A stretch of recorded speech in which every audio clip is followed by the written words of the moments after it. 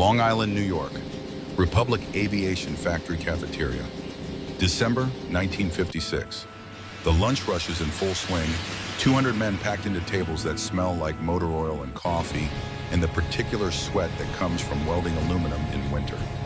The noise is constant, laughter, arguments about the Yankees, someone telling the same joke about Eisenhower for the third time this week. In the far corner away from the windows, a man sits alone. He has been sitting alone for 3 months. Every day, same corner, same silence. His lunch tray holds a piece of white bread folded in half, a cup of water, nothing else. Around him, American workers eat meatloaf and mashed potatoes, turkey sandwiches with mayonnaise apple pie that their wives packed that morning. They laugh, they complain, they live. The man in the corner does neither. His name is Klaus Werner, 35 years old, thin in a way that suggests months of not quite eating enough. His hair is going gray too early. His hands when he picks up the folded bread shake slightly. Not from fear, from something deeper. Something that has been shaking inside him since 1944. The workers know who he is. Everyone knows. He is the German, the one from the Luftwaffe, the one who designed fighter planes that shot American boys out of the sky. The one they had to hire because nobody else could solve the wing flutter problem on the F-105 Thunder Chief. The one who works 16-hour days and never speaks unless spoken to and eats like a prisoner, punishing himself for crimes no court ever named. They leave him alone. Not out of respect, out of something closer to discomfort, like having a ghost at the table. Then Frank DeLuca walks over. Frank is 56 years old, factory floor supervisor, 250 pounds of Italian-American stubbornness wrapped in coveralls that have his name stitched over the heart. He is missing his left hand, lost it in a lathe accident in 1945, the day after VE Day. The irony of surviving the war only to lose a hand to a machine tool is not lost on him. He wears the absence like a badge, proof that metal does not care about your politics. Frank carries a plate, 6 strips of bacon, thick cut, perfectly crispy, still steaming. The smell cuts through the cafeteria noise like a memory of Sunday mornings and grandmothers who believed food could heal anything. He drops the plate in front of Klaus Werner. The sound of ceramic hitting formica makes the men at the nearest table go quiet. Eat, Frank says. It is not a request. It is an order from a man who has given orders to 500 workers for 10 years and knows the difference between suggestion and command. Klaus stares at the bacon, his hands already shaking. Shake harder. I cannot, he says. His English is good but heavy with accent. German vowels that still sound like home, even though home is rubble and graves. Frank pulls out a chair, sits down. The cafeteria is watching now. This is unusual. Supervisors do not sit with the German. Supervisors do not sit with anyone. They eat in the office upstairs where there is coffee that does not taste like burned wire. You've been eating bread and water for 3 months, Werner Frank says. Like you are punishing yourself. I am done watching it. Eat the damn bacon. Klaus looks up. His eyes are the color of January sky, gray and wet and full of weather that will not break. I do not deserve American food, he whispers. The cafeteria has gone silent. The kind of silence that happens when men realize they are witnessing something that matters. Something that will be retold.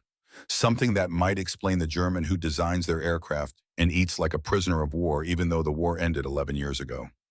Frank leans forward. When he speaks, his voice is softer. The voice of a man who has thought about this moment for weeks. Who has watched Klaus Werner walk past the cafeteria line every day, take only bread, sit alone, and has been adding up the cost of that kind of self-imposed starvation. Let me tell you something, Werner. I fought in Italy, 1943. Anzio. Saw a lot of German boys die. Saw a lot of American boys die too. Good kids from Brooklyn and Kansas and Georgia. 18 years old. Died in mud that was not even their own country's mud. You know what I learned? And Klaus does not answer. Cannot answer. His throat has closed around words he has been swallowing for a decade. I learned that dead men all look the same, Frank says. German, American, Italian. When the life goes out, there is no difference. They all just look like somebody's son, somebody's brother, somebody's father who will never come home. The words land like stones in deep water, heavy, final, true.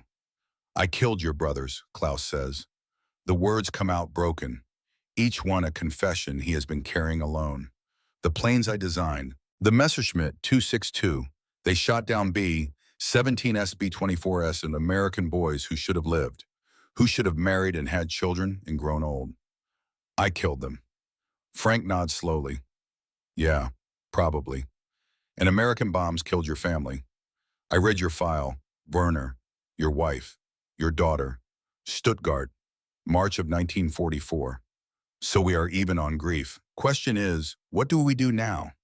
Keep hating, keep punishing ourselves, or do we eat some goddamn bacon and try to build something worth building? He pushes the plate closer. The bacon is cooling, grease pooling at the edges. The smell is overwhelming. Not just food, something older, something that speaks to hunger. Klaus has been denying since he set foot on American soil. This is not charity, Frank says. This is not forgiveness. This is breakfast. And you cannot design aircraft on bread and water. So eat. That is an order from your supervisor. Klaus Werner picks up a strip of bacon with both hands. They are still shaking. He lifts it to his mouth. The first bite is slow, tentative, like a man who has forgotten what it means to taste something good. The bacon is salty, smoky, rich with fat and heat and the particular alchemy that happens when pork meets fire.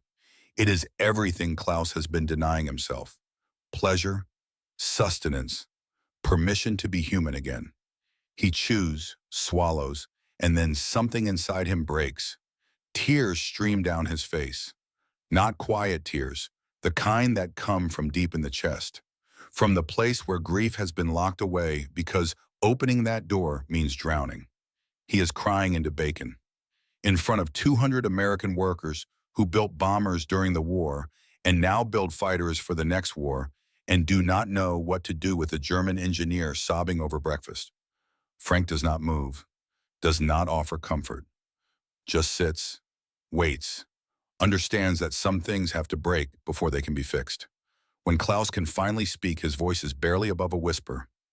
12 years, he says, since the day they died. I have not let myself feel anything. Not grief, not joy, not hunger, nothing. Because feeling anything meant remembering, and remembering meant drowning. Frank nods. I know. I have been there. Different war, different grief, but the same drowning. He stands up, puts his hand on Klaus's shoulder. The gesture is brief, awkward, but real.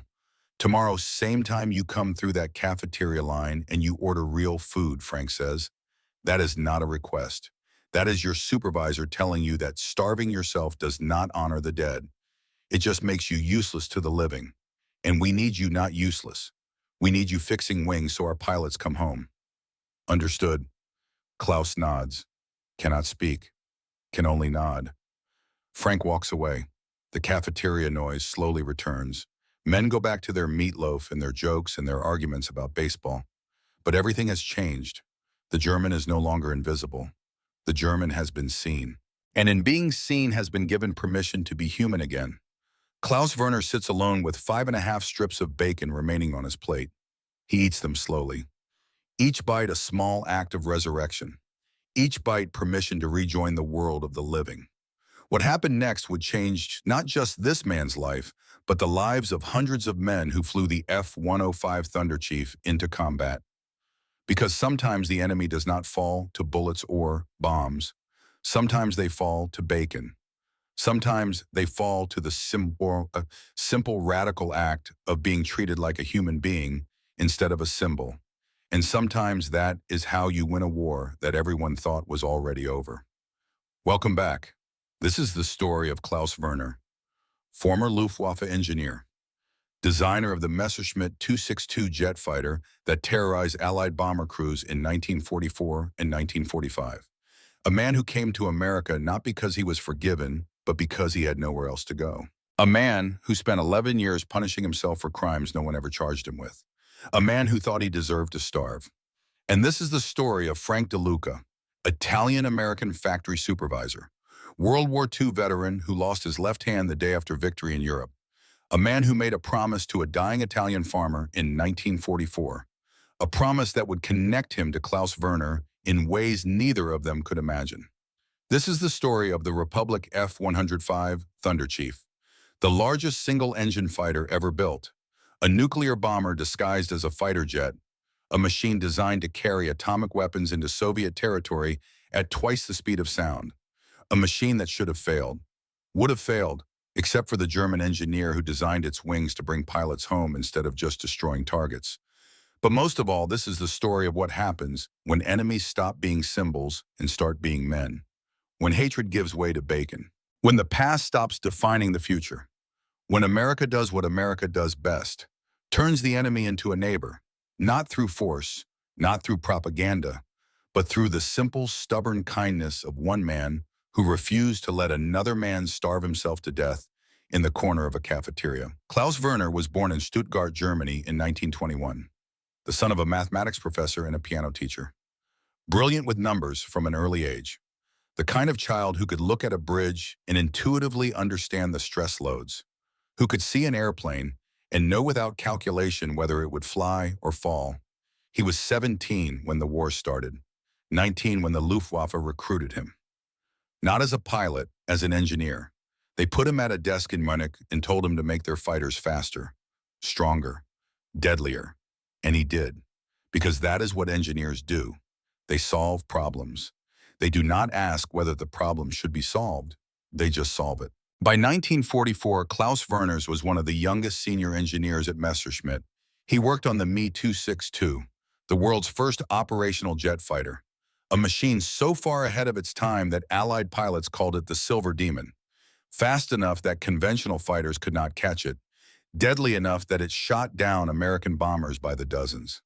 Klaus was proud of his work, proud of the elegance of the wing design, proud of the mathematical precision that allowed jet engines to be mounted without tearing the airframe apart, proud that German engineering was proving superior to anything the Allies could produce. He was proud right up until March of 1944. That was when the Allied bombers came to Stuttgart. Klaus was at the factory in Munich, 70 miles away, close enough to see the smoke, not close enough to do anything. His wife Helena was home with their daughter Anna, 8 years old, bright, curious, the kind of child who asks questions about everything. Why is the sky blue? How do airplanes stay up? When will the war end? So Papa can come home. The bombs fell at 2 in the afternoon. 1,000 plane raid, American B-17s and B-24s. The kind of raid that turns a city into a furnace. The kind of raid where survival is geography and luck and nothing else. Helena and Anna were not lucky. Klaus learned about it 3 days later. A telegram. Terse, clinical. Regret to inform you. Killed in action. The language of war that makes death sound like paperwork. He did not cry. Not then. There was too much shock. Too much numbness. Too much sense that reality had become unmoored and was drifting somewhere he could not follow. He went back to work. What else was there to do? The war did not stop for personal grief. The factory did not stop. The Me-262s still needed to be built. Allied bombers still needed to be stopped. So he worked. 16-hour days, 18-hour days. Days that blurred into each other until time became meaningless and work became the only thing that kept him from thinking about what he had lost. By 1945, Germany was collapsing. The factories were rubble. The cities were ash. The armies were ghosts. Klaus surrendered to British forces in April, spent 6 months in a prisoner of war camp. Not because he was dangerous, just because nobody knew what else to do with German engineers who had made machines that killed Allied soldiers. The camp was not brutal. The British treated prisoners according to Geneva Convention rules. There was food, shelter, medical care, but there was also boredom, the slow, grinding tedium of waiting for someone to decide your fate. Klaus spent 6 months staring at wire fences and wondering if Helena and Anna had suffered, if they had known what was coming, if they had been afraid. He hoped they had not been afraid. In late 1945, the Americans came.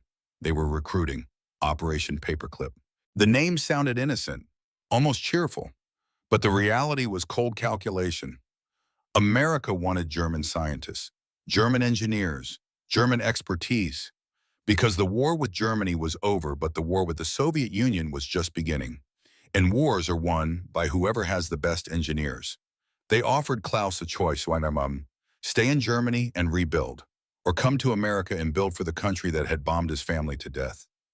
He chose America, not because he wanted to, because staying in Germany meant living in the ruins, meant walking past the crater where his house had been, meant breathing air that smelled like ash and death, meant being surrounded by survivors who looked at him and saw the engineer who had prolonged the war, who had made the jets that killed their sons and brothers and fathers. In America, at least, he could disappear. In America, he could be nobody, just another displaced person with an accent and a skill set. He arrived in Baltimore in 1947, flat broke, speaking broken English, carrying one suitcase that held 3 shirts, 2 pairs of pants, and a photograph. Helena and Anna, taken in 1942, before the war consumed everything, before the world learned what a 1,000-bomber raid could do to a city. He kept the photograph, not because looking at it brought comfort, because forgetting them would be worse. The Americans put him to work at Martin Aircraft. The company was building the P-6M Seamaster, a massive seaplane, a nuclear bomber that could take off from the ocean, hide from Soviet radar, strike from anywhere. It was ambitious, brilliant, impossible. Klaus worked on the Seamaster for 5 years, designed the water scoop system that allowed a 200,000-pound aircraft to take off from Chesapeake Bay, solved problems that other engineers said could not be solved, made the impossible merely difficult. And the entire time he ate bread and water, lived in a boarding house, spoke to no one, worked, slept, repeated, like a machine that had forgotten it was human. In 1955, the Seamaster program was canceled. Not because the aircraft did not work, it worked beautifully, but the Navy decided it was too expensive, too complex, too much. Missiles were cheaper, submarines were more reliable. The future did not need massive seaplanes. The future needed cold efficiency. Martin laid off 300 workers. Klaus was one of them. He thought about going back to Germany, but there was nothing to go back to. His family was dead. His friends were dead or scattered. The country was divided, half occupied by Americans, half occupied by Soviets. There was no home left. So he applied to Republic Aviation. Long Island. They were building the F-105 Thunder Chief, a fighter bomber, nuclear capable, Mach 2, the kind of aircraft that needed engineers who understood high-speed aerodynamics, engineers who could solve problems that killed test pilots. Republic hired him, not because they liked him, not because they trusted him, because they were desperate. The Thunder Chief was killing test pilots. 3 crashes in 6 months, wing flutter at high speed, structural failure, metal fatigue, problems that were turning a promising aircraft into a death trap. Klaus fixed it, redesigned the wing attachment system, changed the spar geometry, added redundancy, made the aircraft survivable. But he still ate bread and water, still sat alone, still punished himself for being alive when Helena and Anna were not. For 3 months, nobody said anything. The American workers watched him, judged him, whispered about him, but nobody reached out. Nobody offered friendship. Nobody gave him permission to be human again. Until Frank DeLuca brought him bacon. Frank DeLuca was born in Brooklyn in 1900, the son of Italian immigrants who came through Ellis Island with nothing but hope and willingness to work.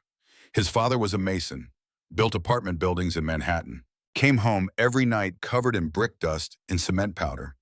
His mother took in laundry, washed other people's clothes in a bathtub, and hung them to dry on lines strung between tenements. Frank grew up knowing what work meant, knowing that survival was a family project, knowing that America gave you opportunity but not guarantees. You had to build your own life. Nobody was going to hand it to you. He got a job at a machine shop when he was 16, learned to read blueprints, learned to operate lathes and mills and drill presses, learned that metal has a language, that if you listen carefully, steel will tell you when it is stressed, when it is about to fail, when it needs to be treated with respect.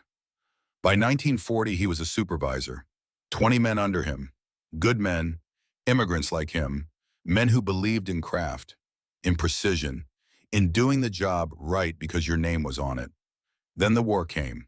Frank enlisted in 1942. Too old for frontline infantry, but young enough for logistics. They sent him to Italy, put him in charge of supply depots, made sure ammunition and food and medical supplies got to the front lines. Boring work, necessary work. Work that did not make you a hero, but kept heroes alive. In 1944, near Anzio, Frank met Giuseppe Romano, an Italian farmer, 70 years old, living in a farmhouse that somehow had not been blown apart yet. Giuseppe fed American soldiers, brought them eggs and bread and wine, refused payment, said it was his duty as a Christian to feed hungry men. One day, German snipers hit the farmhouse.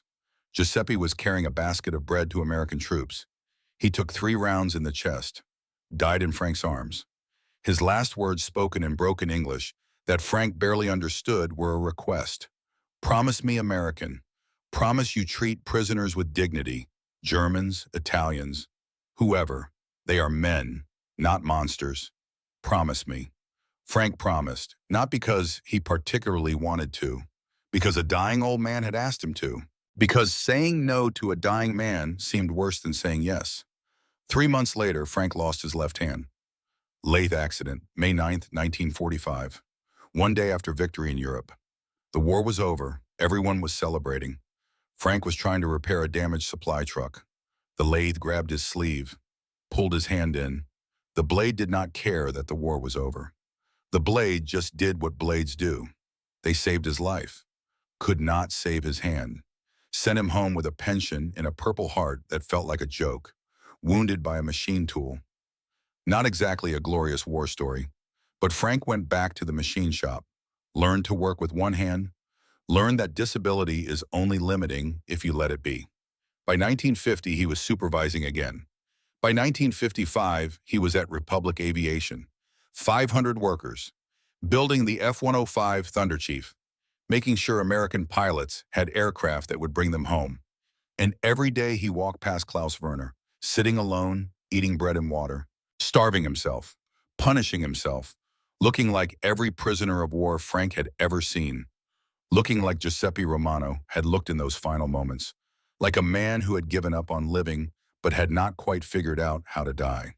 For 3 months, Frank watched, tried to decide if it was his business, tried to decide if a promise made to a dying Italian farmer in 1944 applied to a German engineer in 1956. Tried to decide if kindness was weakness or strength. Finally, he decided. He owed Giuseppe Romano. He owed the old man who died bringing bread to soldiers. He owed the promise. So Frank brought Klaus bacon, 6 strips, perfectly crispy, and permission to be human again. Tomorrow, Klaus Werner will walk through that cafeteria line. He will order eggs and toast and bacon. He will sit with Chuck Anders, a young engineer, who decides that maybe the German is not so bad. He will begin to remember what it means to taste food, to feel hunger, to be alive. But today in this moment, Klaus sits alone with bacon cooling on his plate and tears drying on his face in the first small, fragile sense that maybe, just maybe, he is allowed to stop punishing himself. Maybe America is not the enemy he thought it was. Maybe these American workers are not the monsters propaganda said they were. Maybe bacon is not just food. Maybe it is something closer to grace. Unearned, undeserved, but offered anyway. And maybe that is what makes America different. Not the weapons, not the wealth, not the power, but this, the willingness to feed the enemy, to see the human underneath the uniform, to understand that grief is grief and hunger is hunger, and that bacon in the end is just bacon, unless it is something more. The next morning, Klaus Werner walks into the Republic Aviation cafeteria at 11:53. He has timed this carefully. Lunch rush starts at noon. He wants to be early. Wants to get through the line before the crowd arrives and 200 men watch the German order real food for the first time in 3 months. His hands are shaking. They have been shaking since he woke up at 5 this morning. Since he put on his work clothes and walked the 2 miles from his boarding house to the factory and sat at his drafting table trying to work, but mostly just thinking about bacon and whether yesterday was real or some kind of fever dream brought on by malnutrition. The cafeteria line is short, 3 workers ahead of him. Klaus joins the line, waits. The woman behind the counter is named Dorothy, 60 years old, gray hair and a net. She has been serving food at Republic since 1943. She has seen Klaus walk past her station every day for 3 months carrying only bread. She has seen him get thinner, more hollow, more ghost-like. She has wanted to say something but did not know what to say to a German who clearly did not want to be spoken to. Today, Klaus stops at her station. Eggs, he says. His voice is quiet, scrambled, and toast, white, and bacon. Please. Dorothy stares at him for 3 full seconds. Then her face breaks into a smile that could light a small city. Well, it is about damn time, she says. She loads his plate. 3 eggs, 4 slices of toast, 6 strips of bacon. More than he ordered. You need meat on those bones, honey. You look like a strong wind could knock you over. Klaus takes the tray. His hands are shaking so badly the coffee sloshes in the cup. He does not know where to sit. His corner table feels wrong now, like going back there would be regression. But sitting anywhere else feels like invasion, like claiming space he has not earned. Werner, a voice calls. Over here. Chuck Anders, 25 years old, sandy hair, farm kid from Iowa, mechanical engineer, married 6 months. His wife Beth is pregnant, due in April. Chuck has a face that makes him look younger than he is, open, friendly. The kind of face that has not yet learned to be suspicious. Chuck is sitting with 3 other engineers, Bill Morrison, Pete Sullivan, Tommy Reeves, all in their 30s, all veterans, all men who have been at Republic since before Klaus arrived, all men who have been part of the silence that surrounded the German for 3 months. Klaus walks over, sets his tray down, sits carefully, like a man who does not want to break something fragile. I am Chuck, the young engineer, says. I know you are Klaus. I know you worked on the wing redesign. I know you fixed the flutter problem that killed Jimmy Barnes last year. I do not know why nobody has said thank you yet, so thank you. Klaus looks at him, cannot speak, can only nod. The other men at the table are less welcoming. Bill Morrison stares at his meatloaf. Pete Sullivan drinks coffee and says nothing. Tommy Reeves looks like he wants to be anywhere else.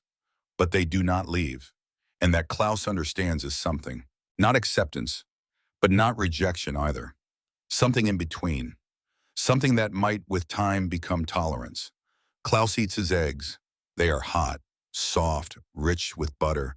He eats his toast. It is crispy, sweet with jam. Dorothy put on without asking. He eats his bacon. It is exactly like yesterday. Salt and smoke and permission to be alive. Halfway through the meal, Chuck starts talking about baseball. The Yankees. Mickey Mantle. Whether they can win the pennant again this year. Klaus does not understand baseball. Does not understand why grown men care so deeply about other men hitting a ball with a stick. But he listens, nods occasionally, lets the sound of Chuck's enthusiasm wash over him like sunlight. For the first time in 11 years, Klaus Werner feels almost human. The feeling lasts until 2:15 that afternoon. Klaus returns to his drafting table. He works in the engineering section. 40 desks arranged in rows.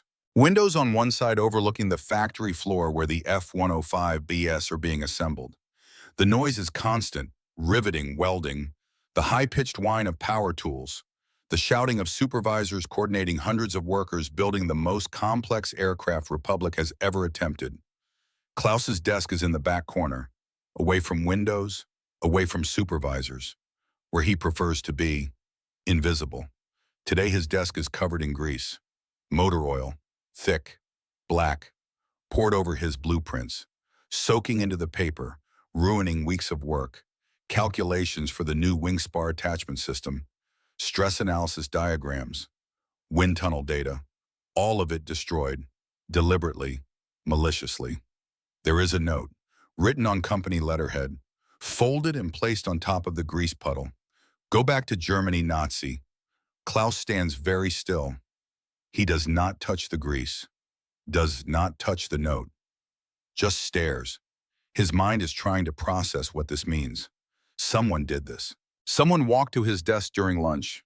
Someone poured motor oil on months of work. Someone wants him gone. His first instinct is to clean it up. Say nothing. Accept it as deserved. He killed Americans. Someone killing his work seems fair, balanced, justice of a sort. But then he thinks about Frank DeLuca, About bacon, about Chuck Anders saying thank you, about Dorothy giving him extra food, about the fragile sense that maybe he is allowed to be human again. And he realizes that accepting this means accepting that he will never be more than the German, the enemy, the Nazi, that no amount of bacon or kindness will ever change what he is in their eyes. So Klaus walks to Frank DeLuca's office. Frank is on the phone, arguing with someone about delivery schedules. He sees Klaus in the doorway, sees his face, hangs up without saying goodbye. What happened? It is not a question. It is a command. Tell me what happened so I can fix it. Klaus describes the grease, the note, the destroyed blueprints. His voice is flat, factual, like an engineer describing a technical problem. Component failure, cause unknown. Recommend investigation. Frank's face goes very still, the kind of still that happens before a storm. He stands up, walks past Klaus, heads to the engineering section. Klaus follows. The grease is still there, drying now, sticky. The blueprints are ruined. Frank picks up the note, reads it. His jaw clenches so hard Klaus can hear teeth grinding. Frank turns to the 40 engineers working at their desks, raises his voice. Everybody stop. Right now, stop. The drafting room goes quiet. Pencils stop moving. Conversations die mid-sentence. 40 men look at Frank DeLuca holding a piece of paper that is shaking slightly in his one hand. Somebody here poured motor oil on Werner's desk, destroyed his work, left a note telling him to go back to Germany. I want to know who. Silence. The kind that happens when everyone is afraid to breathe too loudly. I will ask once more, who did this? More silence. But this time Frank watches. He is good at watching, good at reading men. He sees Bill Morrison's eyes flick away, sees Pete Sullivan shift in his chair, sees Tommy Reeves stare very intently at his blueprints like they contain the secrets of the universe. Frank walks over to their desks. 3 men, all in their mid-30s, all World War II veterans, all men who have been at Republic longer than Klaus, all men who Frank has known for years. Morrison, Sullivan, Reeves, my office, now. The 3 men follow. Klaus stays in the drafting room. He does not want to hear this, does not want to witness whatever happens next. But 20 minutes later, the 3 men return. They walk to Klaus's desk. Their faces are ashen. Frank is behind them, watching. Bill Morrison steps forward first. He is the oldest, 37, served in the Pacific, lost 2 friends at Iwo Jima. His cousin died in a German POW camp, Dachau. Starvation and disease and cruelty that no human should endure. Morrison looks at Klaus, his jaw is clenched, his hands are fists. When he speaks, the words come out like broken glass. I am sorry. For the grease, for the note. It was not right. Klaus stands slowly. He understands what this costs Morrison, understands the grief and rage underneath those words. Understands that Morrison's cousin died because of men like Klaus. Maybe not Klaus specifically, but men in German uniforms. Men who believed in following orders. Men who built systems that turned humans into numbers. I am sorry for your cousin, Klaus says quietly. Truly, I am sorry for all of it. For every man who died in those camps. For every family destroyed. I cannot undo it. I cannot make it right. But I am sorry. Morrison does not take Klaus's extended hand, just nods once. Tight, then turns and walks away. Pete Sullivan steps forward next. Younger, 32, flew B-24s over Europe, 23 missions. Shot down over France on mission 24. Bailed out, French resistance hid him for 6 weeks. Got him back to England. He knows what it means to be helped by the enemy, to owe your life to people you were supposed to kill. Sullivan looks at Klaus. His eyes are wet. My brother Jimmy flew B-17 SAW, shot down over Frankfurt, January 1945. Spent 6 months in Stalag Luft 3. Came home 30 pounds lighter. Nightmares for 2 years. But he came home. Sullivan pauses, takes a breath. Jimmy told me something before he died. Cancer. 2 years ago, he said the German guards were just men. Scared men doing a job they did not choose. He said some of them gave prisoners their own food when rations ran low. He said some of them were kind. He said hating all Germans because of what some Germans did was like hating all Americans because some Americans dropped the bomb on Hiroshima. He said the war made monsters out of everybody. But it did not erase the men underneath. Sullivan extends his hand. Klaus takes it. They shake, firmly, like men who understand that war is complicated and grief is simple, and forgiveness is the hardest work anyone ever does. "Welcome to Republic," Klaus Sullivan says. His voice breaks slightly. "I'm sorry it took us 3 months to say that." Tommy Reeves does not speak, just shakes Klaus's hand, nods, walks back to his desk. Frank DeLuca watches this, then raises his voice to address the entire drafting room. "Let me make something clear. Klaus Werner is an engineer at this company. He is designing systems that will keep our pilots alive. You do not have to like him. You do not have to invite him to your homes, but you will treat him with professional respect. Anyone who has a problem with that can pack their toolbox and leave. We have 500 applications on file. I will replace you by tomorrow." He pauses, looks at each man in the room. "We are building the F-105 Thunder, Chief, the most advanced fighter bomber in the world. It will carry nuclear weapons into Soviet territory at Mach 2. Our pilots will fly it knowing that if something goes wrong, they die. They die fast. They die alone. They die a long way from home. Our job is to make sure they do not die. Our job is to bring them home. And right now, the man best equipped to do that job is Klaus Werner. So you can hate him for what he did in the war. Or you can work with him to save American lives. Your choice." Frank walks back to his office. The drafting room stays silent for another minute. Then slowly the sound returns. Pencils on paper, quiet conversations, the hum of men returning to work. Chuck Anders walks over to Klaus's desk, looks at the grease-covered blueprints. "I can help you redraft these," Chuck says. "I have got clean copies of the stress tables in my files. We can rebuild this by Friday." Klaus looks at him, at this young man from Iowa who has no reason to help a German engineer but is offering anyway. "Why?" Klaus asks. "Why do you help me?" Chuck shrugs. "Because my dad taught me something. He said the measure of a man is not what he did in his worst moments. It is what he does after. He said everybody gets a second chance, even Germans." He grins. "Besides, I heard you fixed the wing flutter that killed 3 test pilots last year. Anyone who can do that deserves a clean desk."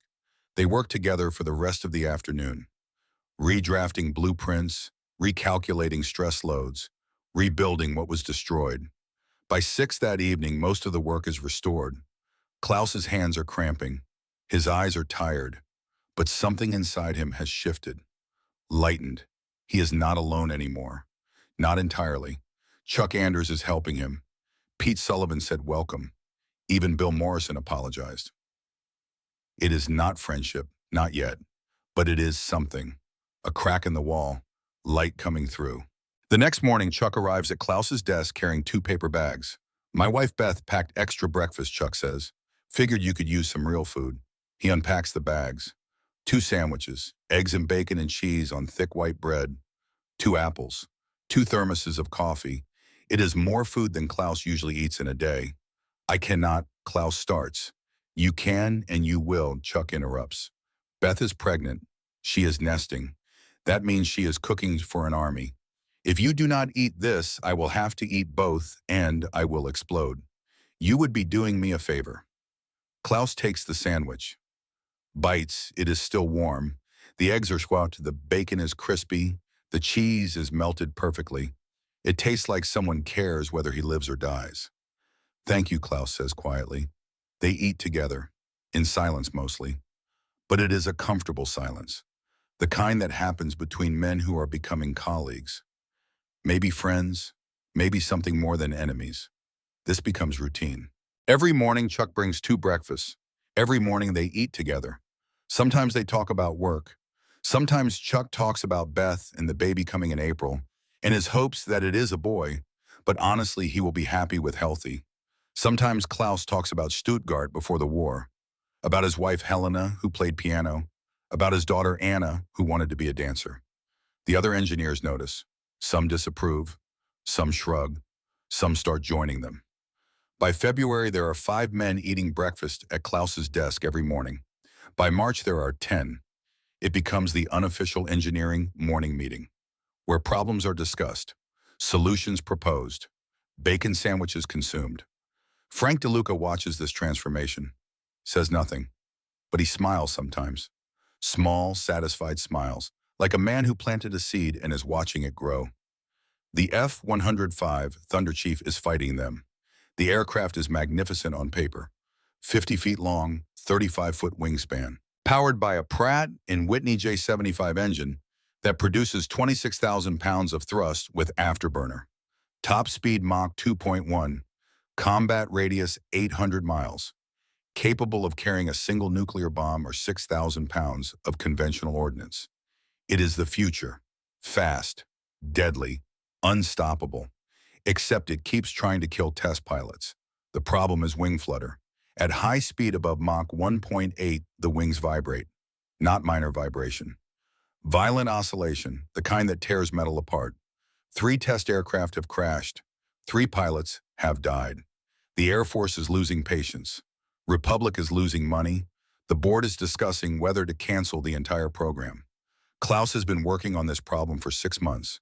He has redesigned the wing spar 3 times, changed the attachment geometry twice, added stiffeners, removed stiffeners, tested different materials, aluminum alloys, titanium inserts, steel reinforcement. Nothing works. The flutter persists. The wings keep trying to tear themselves off the fuselage at high speed. In March 1957, Bob Harriman refuses to fly the next test.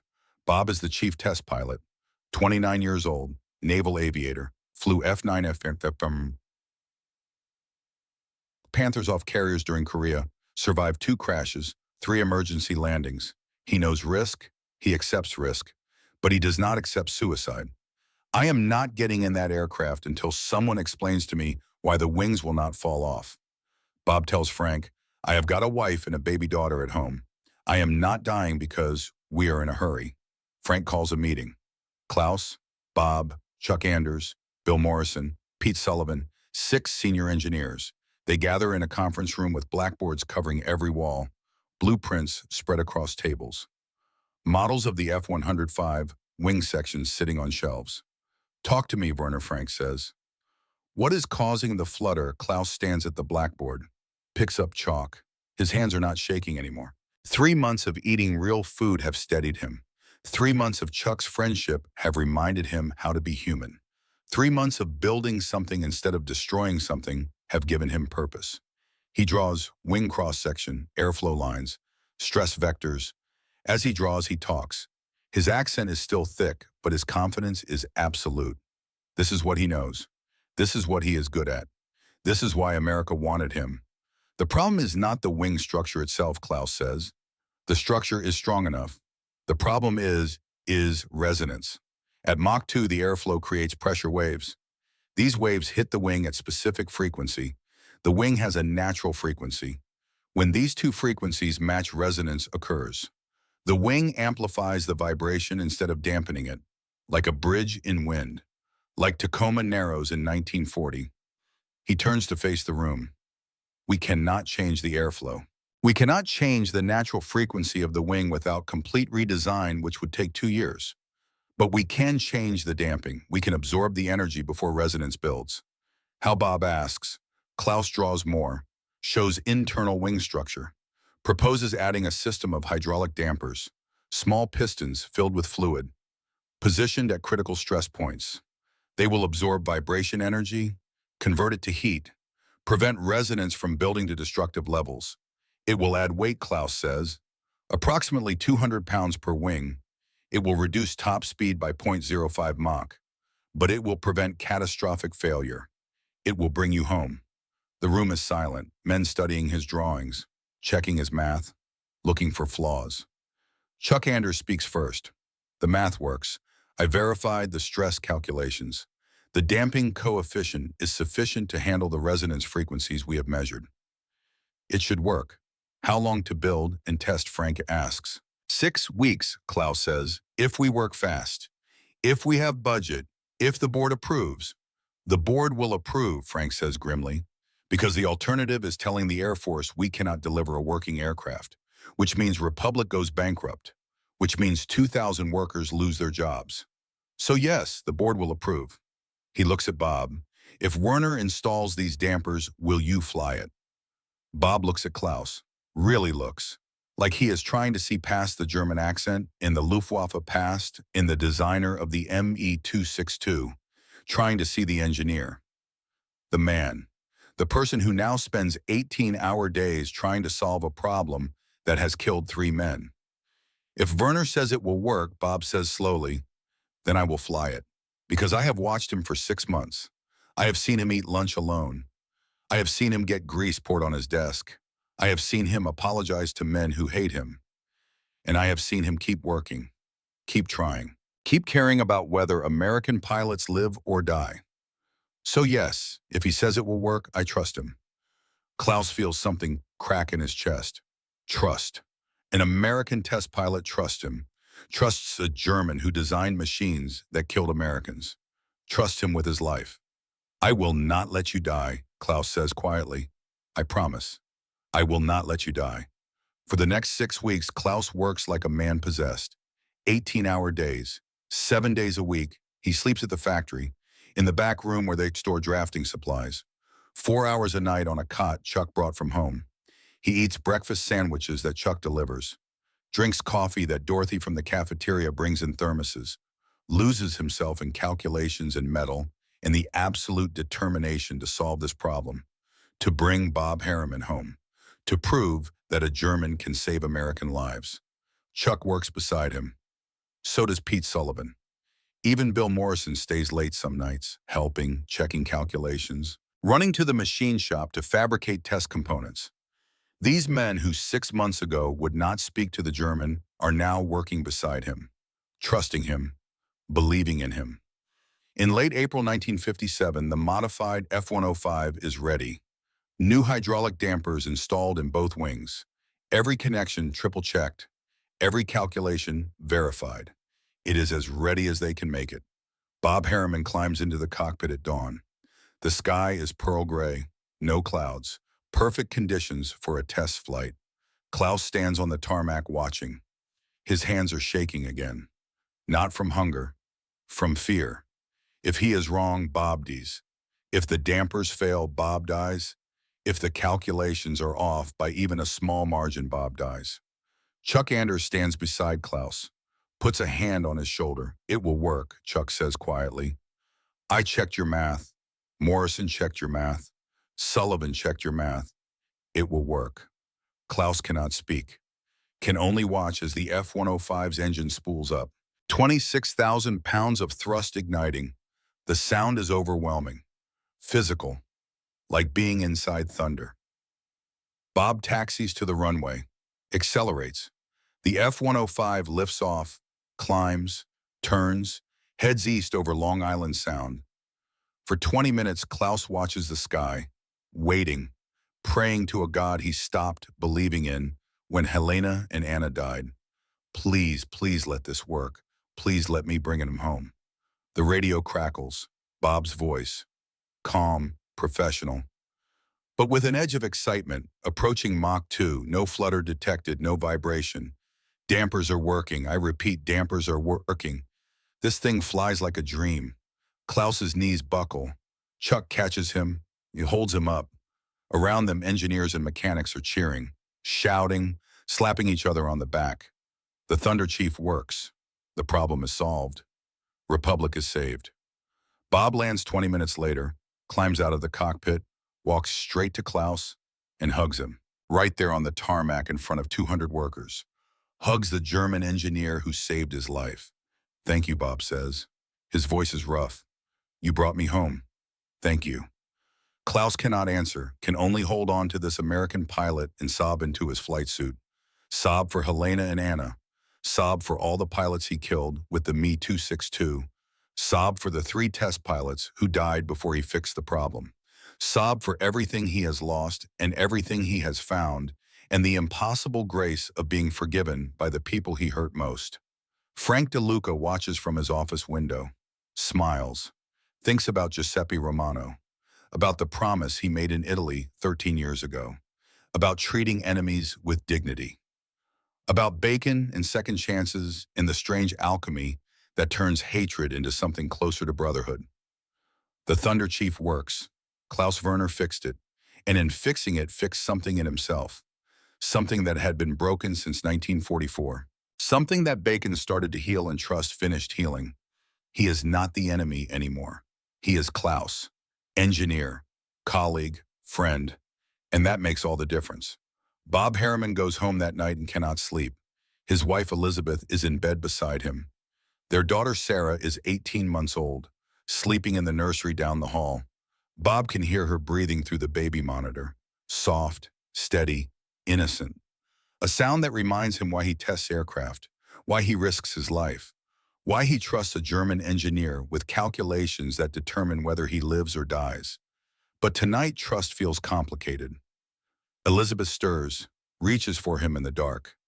"You have been staring at the ceiling for 2 hours," she says. What is wrong? Bob does not answer immediately. How does he explain what he is feeling? Relief that the test flight worked. Gratitude that Klaus's dampers prevented the wings from tearing off at Mach 2. Shame that he hugged a German on the tarmac while somewhere his brother Tommy is still dead. Still buried in a military cemetery in France. Still 23 years old forever because a German fighter shot down his B-17 over Hamburg. "I hugged him," Bob says finally. Klaus Werner, the German, after the test flight. "I hugged him." Elizabeth props herself up on one elbow. In the dim light from the street lamp outside, Bob can see her face. Patient, understanding. The face of a woman who has learned to navigate her husband's complicated relationship with the war. "You hugged the man who saved your life," Elizabeth says gently. "That seems reasonable. He designed the planes that killed Tommy. Did he personally shoot down Tommy's B-17? Bob has heard this question before. From Elizabeth. From himself. From the part of his mind that knows the difference between individual guilt and collective responsibility. But knowing the difference does not make the grief easier. No, Bob admits. Klaus was designing jets. Tommy was shot down by a conventional fighter. Different aircraft, different engineer, different everything. So Klaus did not kill your brother, no, but you are angry at him anyway." Yes, Elizabeth is quiet for a moment. Then she says something Bob has been avoiding thinking about for 6 months. "Tommy wrote you that letter before his last mission. Do you remember what it said?" Bob remembers. The letter is in a box in the closet, along with Tommy's Purple Heart and his service photograph and the telegram that said, "Regret to inform you." Bob has not read the letter in 5 years. Reading it hurts too much. But he remembers every word. "He said not to hate the Germans," Bob whispers. "He said they were just men like us, scared, trying to survive. He said to hate the war, not the warriors." Elizabeth takes his hand. Her fingers are warm, alive, real. So maybe hugging Klaus Werner is what Tommy would have wanted. Maybe forgiving the engineer who tried to bring you home is how you honor your brother. Not by hating, by living. By letting the German fix your aircraft so you come home to your daughter. Bob closes his eyes, feels tears hot on his face. Elizabeth holds him. They lie together in the dark. Outside Long Island is quiet. Inside, Bob Harriman makes peace with something he has been carrying for 14 years. Tomorrow he will buy Klaus Werner a cup of coffee. Tomorrow he will say thank you properly. Tomorrow he will start treating the German like a colleague instead of a ghost. Tomorrow he will try to be the kind of man Tommy wanted him to be. Saturday morning, Chuck Anders finds Klaus at his drafting table. Klaus works most Saturdays, has nowhere else to be, no family, no hobbies, no life outside the factory. Work is what he knows. Work is safe. "You ever learn to drive?" Chuck asks. Klaus looks up. Chuck is wearing civilian clothes. Blue jeans, white t-shirt, leather jacket. He looks young, American, optimistic in a way Klaus has forgotten how to be. "I drove in Germany," Klaus says. "Before the war. Volkswagen. But here, no license. I walk to work. 2 miles, every day. 2 miles," Chuck shakes his head. "In winter, Jesus, Klaus. Come on. We are fixing that right now." He pulls Klaus out of his chair, out of the factory, into the parking lot where a 1954 Chevy Bel Air sits gleaming in the May sunshine. Blue and white, chrome bumpers that reflect the sky. White wall tires, the kind of car that looks like optimism turned into metal. This is yours, Klaus asks. This is mine. And today you are learning to drive it. Chuck takes Klaus to an empty parking lot behind a shuttered warehouse. Half a mile of cracked asphalt. No obstacles, no other cars. Perfect for someone who has not driven in 12 years. Klaus sits in the driver's seat. His hands on the steering wheel feel strange, foreign. The last time he drove it was 1944, Stuttgart, before the bombs, before Helena and Anna died, before everything ended. The Chevy is nothing like the Volkswagen he remembers. That car was small, utilitarian, built for efficiency. This American car is enormous, excessive. The dashboard has more chrome than necessary. The seats are leather, soft, comfortable. There is a radio, a heater, a cigarette lighter, cup holders. Why is it so much, Klaus asks, not criticism? Genuine confusion. In Germany, cars are transportation. This car is something else, something he does not have words for. Chuck grins, because we can. That is the whole point, Klaus. In America, we do not just survive, we thrive. We add chrome and radio and comfortable seats because life should have some damn joy in it. Because we fought a war and won, and now we get to enjoy the peace. Because excess is not a sin, it is a celebration. He reaches over, turns on the radio. Elvis Presley, Hound Dog. The sound fills the car, loud, brash, alive. This is America, Chuck says. We bottle joy. We chrome it, we turn it up loud. Now drive. Klaus drives, slowly at first. The Chevy feels huge, unwieldy, like steering a boat. But Chuck is patient, encouraging, laughing when Klaus stalls the engine, cheering when Klaus successfully makes a turn without hitting the curb. They drive for 2 hours, around and around the empty parking lot, Klaus getting more comfortable, more confident, starting to feel something he has not felt in years. Not quite joy, but close, something lighter, something that might with time become happiness. After 2 hours, Chuck says they have earned lunch. He drives them to a diner, small place, chrome exterior, red vinyl booths, the smell of frying burgers and coffee. Very American, very 1957. They sit at the counter. Chuck orders 2 burgers, 2 fries, 2 Cokes. Klaus has never had Coca-Cola. In Germany, it was impossible to get. During the war, it was American. The enemy's drink. After the war, it was expensive. A luxury. Klaus has been living on bread and water for so long that the idea of drinking something for pleasure instead of survival feels foreign. The waitress brings 2 bottles, frosted, condensation running down the glass.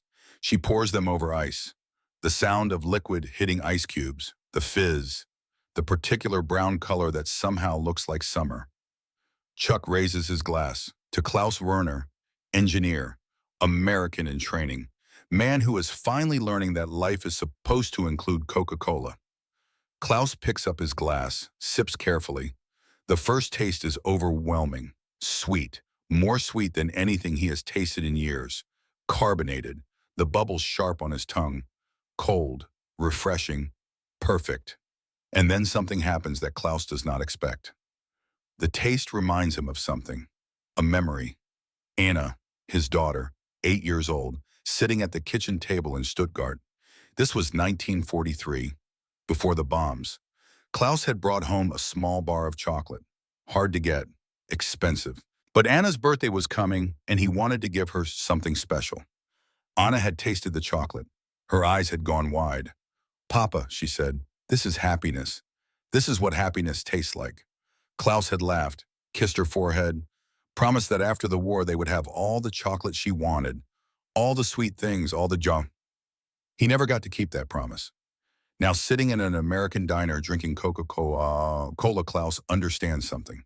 This sweetness, this cold, carbonated joy, this is what Anna would have loved. This is the chocolate promise he never kept. This is happiness in a glass. Tears stream down his face. Chuck sees, does not look away, does not make a joke, just waits. "My daughter," Klaus says quietly. "Anna. She loves sweet things. I could not give her enough. Not during the war, not after. I never got to keep my promises to her. He drinks more Coca-Cola, each sip a small act of remembrance. Each sip permission to feel joy even though Anna never got to. Each sip forgiveness for being alive when she is not. She would have loved this, Klaus whispers.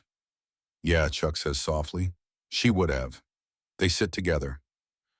Two men, one American, one German, drinking Coca-Cola and carrying grief, and somehow in this diner on Long Island in 1957, finding a way to be friends.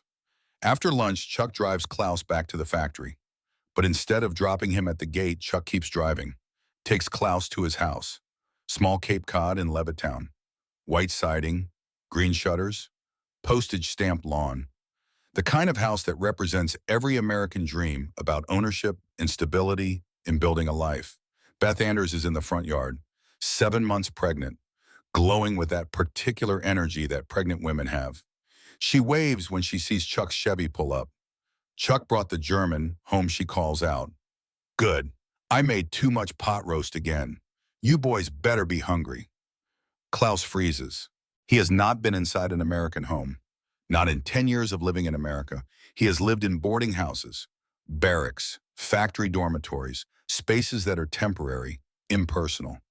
He has not been invited into someone's life, into their home, into the sacred space where families happen. I should not, Klaus starts. You should and you will.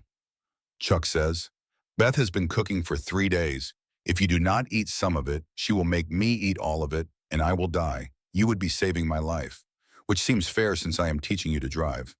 Inside the house smells like Sunday. Pot roast, potatoes, carrots, onions, bread baking. The smell of a home where people care about feeding each other, where meals are events, where food is love made visible. Beth Anders sets the table. 3 places. She talks while she works. About the baby coming in August. About names they are considering. About how Chuck wants a boy but she thinks it is a girl. About the nursery they are painting. About hopes and fears and the ordinary, beautiful, mundane details of building a family. Klaus listens, eats. The pot roast is tender, rich, flavored with herbs he cannot name. The potatoes are soft, buttery, perfect. It is the best meal he has had since Helena died, since the last time someone cooked for him with love instead of duty. After dinner, Chuck shows Klaus the nursery. Small room. Walls painted pale yellow. A crib that Chuck built himself. A rocking chair. A shelf with stuffed animals. A mobile with stars and moons hanging above where the baby will sleep. Beth is scared, Chuck says quietly. We both are. What if something goes wrong? What if we are not good parents? What if the world is too dangerous to bring a child into? Klaus thinks about Anna, about all the what ifs. What if the war had ended sooner? What if the bombs had fallen somewhere else? What if he had taken his family out of Stuttgart when he had the chance? What ifs are infinite, useless, devastating. The world is always dangerous, Klaus says, always uncertain. But you bring children into it anyway, because hope is stronger than fear, because love is worth the risk, because the alternative is to let fear win, and fear has already won too much. Chuck looks at him, really looks, like he is seeing Klaus for the first time. Not the German, not the enemy, just a man who lost everything and somehow still believes in hope. Thank you, Chuck says, for saying that, for being here, for not giving up. Klaus does not trust his voice, can only nod. That night, walking back to his boarding house, Klaus thinks about Anna, about Helena, about the life he lost. But for the first time in 13 years, he also thinks about the life he might still build. About Chuck and Beth and their baby coming in August. About Bob Harriman trusting him. About Frank DeLuca bringing him bacon. About Dorothy giving him extra food. About the men at Republic who are slowly becoming colleagues. Friends. About Coca-Cola and Chrome and driving lessons and pot roast and the ordinary, extraordinary kindness of Americans who could hate him but choose not to. Maybe Klaus thinks maybe America is not just a place. Maybe it is a choice to feed the enemy, a choice to teach him to drive, a choice to invite him to dinner, a choice to treat the past as past and the present as possibility. Maybe that is what makes America exceptional. Not the weapons or the wealth or the power, but this, the willingness to turn enemies into neighbors, the stubbornness to believe that people can change, the radical, optimistic, foolish, beautiful idea that bacon and Coca-Cola and pot roast can heal wounds that bullets cannot. Klaus buys his first Coca-Cola the next day, keeps it on his drafting table, drinks it slowly, each sip a reminder. Anna would have loved this. Helena would have smiled at his enjoyment. They are gone, but he is here. And being here means honoring them by living, by allowing himself joy, by accepting kindness, by becoming American, not through force, but through friendship. The engineers notice. Bill Morrison sees the Coca-Cola, raises an eyebrow. You are drinking American now, he says. Not quite a question, not quite approval, but not disapproval either. Something softer, something that might be acceptance. Klaus drinks American, Klaus says, and eats American, and learns to drive American cars, and tries to be American engineer who brings pilots home. Is this acceptable? Morrison thinks. Then nods once. Yeah, that is acceptable. He walks away. But the next day he brings Klaus a Coca-Cola, sets it on Klaus's desk without comment, without apology. Just a bottle, an offering, a peace treaty written in carbonated sugar water. Klaus drinks it, understands what it means. Morrison's cousin died in Dachau. Morrison has every right to hate Germans forever. But he brought Klaus a Coke, which means something has shifted, something fundamental. The wall is cracking, light is coming through. By summer, the engineering section has a new tradition. Every Friday afternoon after the week's work is done, they gather in the break room, drink Coca-Colas, eat sandwiches, talk about aircraft and baseball and families and the ordinary things that men talk about when they are not at war. Klaus is part of these gatherings, not quite the center, but not the outsider either. He tells stories about Stuttgart before the war, about the Messerschmitt factory, about the strange parallel evolution of American and German aircraft design, about how both countries were solving the same problems with slightly different mathematics and arriving at surprisingly similar answers. The Americans listen, ask questions, realize that Klaus is not defending the Nazis, not defending the war, just describing engineering, the pure technical challenge of making machines fly faster, higher, longer, the challenge that knows no nationality.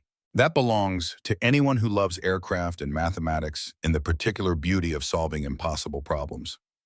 Bob Harriman joins these Friday gatherings. Always sits next to Klaus sometimes. They talk about the F-105, about upcoming test flights, about modifications Klaus is proposing, about whether the dampers need adjustment, about the delicate balance between speed and safety. One Friday, Bob brings a photograph, black and white, creased. His brother Tommy in uniform, B-17 crew, 9 men standing in front of their bomber. Young, smiling, confident. That is Tommy, Bob says quietly. Second from the left, he was 23, died over Hamburg, January 1945. Klaus looks at the photograph. At this young American who died because of a war Klaus helped fight. At this brother Bob has been grieving for 12 years. At this ghost that has haunted their relationship since Klaus arrived at Republic. I am sorry, Klaus says. The words are inadequate, insufficient, but they are all he has. I know, Bob says. I know you are. And Tommy would not want me to hate you forever. He would want me to work with you, to trust you, to let you bring me home. So that is what I am doing. He puts the photograph away, looks at Klaus directly. You saved my life last month, when you fixed the wing flutter. You could have let the problem stay unfixed. Let me die. Balance the scales for your family and my brother. But you did not. You worked 18-hour days to solve it. You cared whether I lived or died. That matters more than the past. Klaus cannot speak, can only nod. Accept the forgiveness he does not deserve, but is being offered anyway. Before we go further, I want to hear from you. If you served during the Cold War era, or if your father worked in aviation during the 1950s and 1960s, drop a comment below. Did you ever work alongside former enemy soldiers? How did that feel? Because this story is about more than machines. It is about what happens when enemies become colleagues. And eventually, brothers, I promise you by the end of this story, you will understand why Klaus Werner kept a Coca-Cola on his desk for the rest of his life. Why he named his first American-born son Frank. Why he cried at Chuck Anders' wedding. Why he worked at Republic until the company died. Why he never went back to Germany. Why he became more American than some Americans. Because America is not blood, it is not birthplace. It is choice. It is bacon and Coca-Cola and driving lessons and pot roast and men who decide that forgiveness is stronger than hatred, that the future matters more than the past, that enemies are just friends who have not had Coca-Cola together yet. In August 1957, Beth Anders goes into labor, 36 hours, difficult, dangerous. The baby is breech, the doctors are worried, Chuck is terrified, pacing the hospital waiting room, chain smoking, praying to a God he has not talked to since his father's funeral. Klaus and Bob wait with him. They do not have to be there. This is not their family, not their crisis, but they are there anyway, because that is what brothers do. At 3 in the morning, a nurse comes out. Her face is tired, serious. She looks at Chuck. You have a son. He is small, 4 pounds. He is in an incubator, but he is breathing, fighting. Beth is exhausted but stable. You can see them in a few minutes. Chuck collapses into a chair, sobbing, relief and terror, and overwhelming love for a 4-pound human he has not met yet. Klaus puts a hand on his shoulder, says nothing. Sometimes there are no words. Sometimes there is just presence. Just being there when the world is too big and too scary and too beautiful to face alone. They named the baby Thomas, Tommy, after Bob's brother, after the B-17 pilot who died over Hamburg, after the ghost that has haunted Bob for 12 years. It is Beth's idea, a way of honoring the past while building the future, a way of saying that death is not the end, that names carry on, that love persists. When Bob hears the name, he breaks down, cries in the hospital corridor. Klaus and Chuck on either side of him. 3 men who were strangers 8 months ago, who are now brothers, who have learned that family is not just blood, it is bacon, it is Coca-Cola, it is waiting together at 3 in the morning for a 4-pound baby to breathe. Tommy Anders survives, grows, thrives. By his first birthday, he is healthy, normal, perfect. Chuck brings him to the factory sometimes. The engineers pass him around. This tiny human who represents hope, who represents the future they are building, who represents the idea that even in a world full of nuclear weapons, in Cold War tension, in enemies lurking everywhere, babies still get born. Families still happen. Life still wins. Klaus holds Tommy carefully. This child named after an American killed by Germans. This child who exists because Chuck chose to be kind to a German. This child who will grow up in a world where Klaus's engineering keeps his father's friends alive. The circle closes. The past connects to the present. The grief transforms into something else. Not quite healing, but close. Close enough. Outside the factory, the 105 Thunder Chiefs are rolling off the production line. 50 aircraft so far. 200 more ordered. Each one equipped with Klaus's wing dampers. Each one designed to bring pilots home. Each one a promise that Klaus Werner is keeping to Bob Harriman, to Chuck Anders, to Tommy Anders, to everyone who trusted a German to care about American lives. The Cold War is escalating. Soviet bombers are flying. American bombers are flying. The world is one mistake away from nuclear annihilation. But inside Republic Aviation, men are building aircraft and eating bacon and drinking Coca-Cola and teaching each other to drive and waiting together in hospitals and choosing every day to be brothers instead of enemies. And that, Klaus thinks, is how you win a war. Not with better weapons, not with more hatred, but with better friendships, with more trust, with the stubborn, optimistic, foolish, beautiful decision to feed your enemy breakfast and see what happens next. What happens next is this. A defector arrives from the Soviet Union. His name is Viktor Petrov. He is a test pilot. He flew against the Americans in Korea. He helped design Soviet bombers. He is the enemy, and he specifically requested to work with the German engineer who designs for survival instead of just destruction. Viktor Petrov is coming to Republic Aviation, and everything Klaus has learned about being American is about to be tested. Because if Americans can forgive a German, can they also forgive a Russian soon? Klaus, who was forgiven, now extend that same forgiveness to someone else. Can bacon and Coca-Cola and driving lessons work twice? We are about to find out.